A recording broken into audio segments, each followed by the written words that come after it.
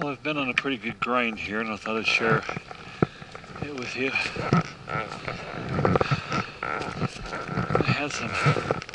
Been having some thoughts about Mark, and thought I would share some of them with you. The first time I met Mark, he and his brother Chris, who's no longer with us, they'd been living in Dallas.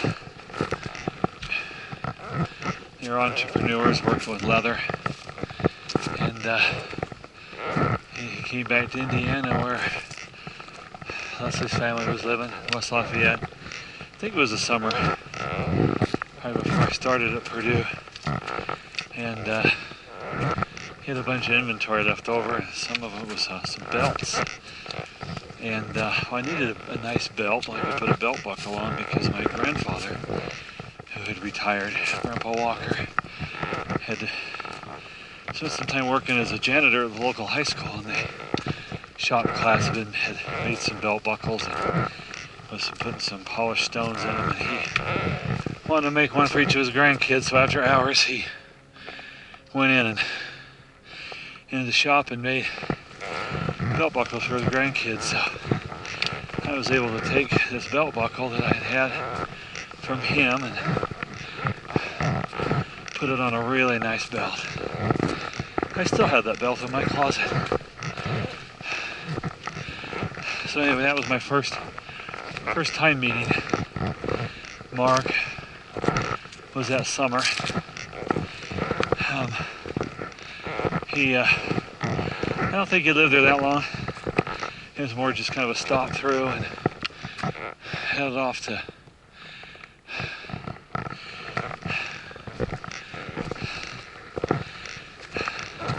probably out west. I think is where he went next. And the next time I ran into him was probably when Leslie and I got married. And shortly thereafter, he had this Saab 900 Turbo. Man, he loved that car. He had the thing forever. I think at one point in time, he sold it to Pete. Pete was done with it. He sold it back to Mark. But he loved that 900 Turbo. And I remember him taking me out for a ride in it, letting me drive it. It was one nice ride.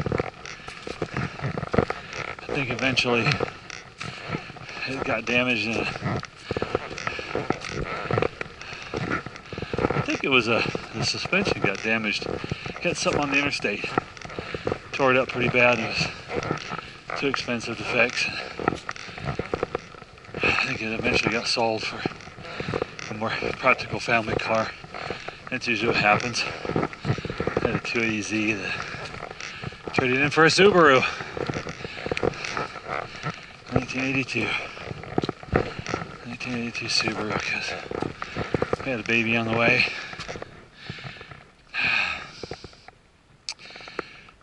Mark, I think he took some college classes. But he was book educated. He loved to read. Very intellectual man. Could make very good intellectual arguments with the best of them. Excuse me. Very intelligent. For a while he worked at a chemical company where he'd routinely mix huge batches of compound perfectly when the owners themselves, who were chemical engineers, couldn't do it. He could go in, and he just had this natural intelligence. There's probably nothing that he couldn't do if he didn't want to do it. It's much like my oldest son. My oldest son has this natural intelligence where he's able to study things out and figure them out. And he's right. And it works. And he was like that. He made the company that he worked for work.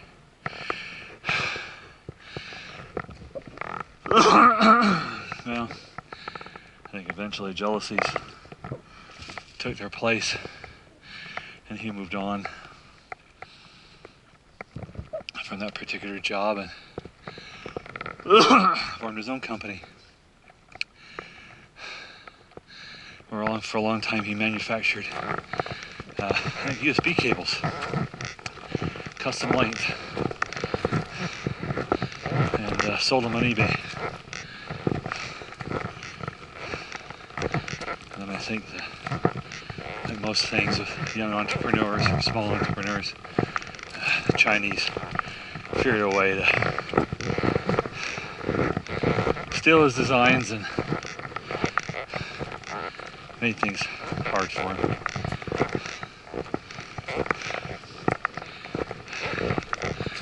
I remember we met him at a family reunion in Payson, Utah. And there was a big Scottish festival because there's a lot of Scottish immigrants that live there in Payson. All the kilts and everything, but it's one of the first times I met his daughter, Taya, who was born, I believe, without most of her brain. She just had her brain stem.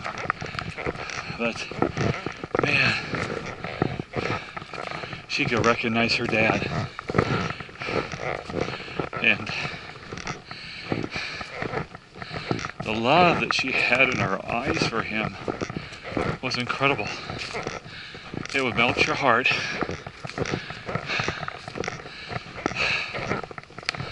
And Taya's still with us. It's been a long time since that reunion. And she probably is going to really miss her dad. But I feel the veil is very thin, and his visits to her in mortality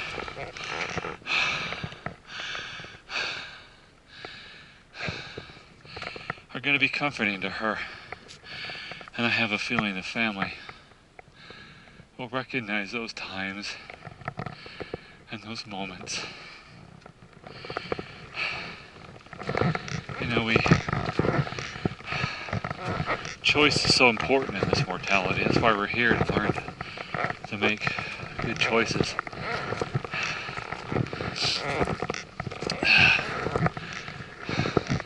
That's why a lot of times, God doesn't interfere with our choices, so therefore we make bad decisions.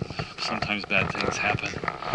It makes you wonder, well, why did God force Taya into such a awkward body?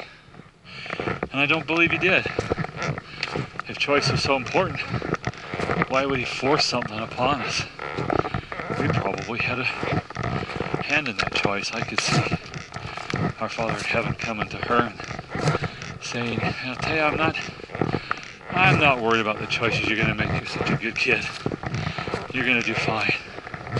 You just need to go down and get a body so you can progress. But I have a calling for you. One thing I've noticed here in heaven is you tend to do so much for people and will never take anything in return. I've got a body for you that'll allow you to have the experience of receiving service from others. And I've got a set of parents that would really benefit in their mortality and their mortal experience to be able to serve you. Will you take that? Will you take that responsibility? Will you take that as a calling to go down to mortality and have a body that's going to allow you to receive service from others and have them receive the joy from giving and you to learn to receive? I can see that happening.